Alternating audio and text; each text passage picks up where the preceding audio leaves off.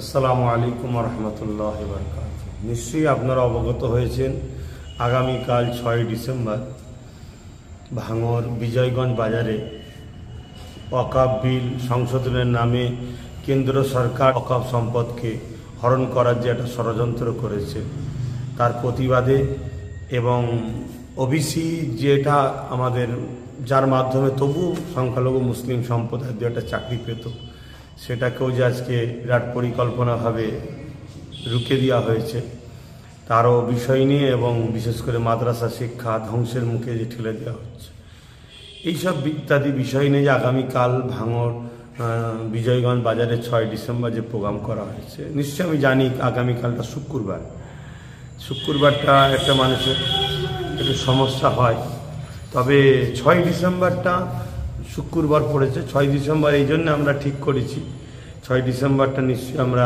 সবাই অবগত আছি, আমাদের জন্য বা দেশের জন্য সংবিধানের জন্য একটা কালা দিন। এই দিনে এক অশুভ শক্তি বাবরি মসজিদকে শহীদ করেছিল, তাই ৬ ডিসেম্বরটা শুক্রবার পড়লেও আমাদেরকে একটু খেয়াল রাখতে হবে, একটু ত্যাগ স্বীকার করতে হবে। আমার প্রত্যেকটা ভালোবাসার মানুষ, বিশেষ করে যারা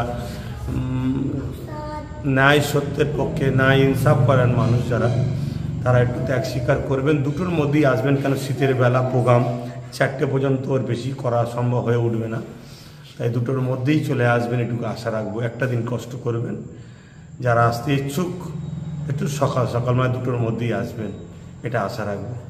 সকলে সুস্থভাবে আসবেন, আইন শৃঙ্খলা বজায় রেখে আসবেন, আইন শৃঙ্খলা বজায় রেখে ঘরে ফিরবেন, এটুকুই কামনা রাখবো আল্লাহর কাছে।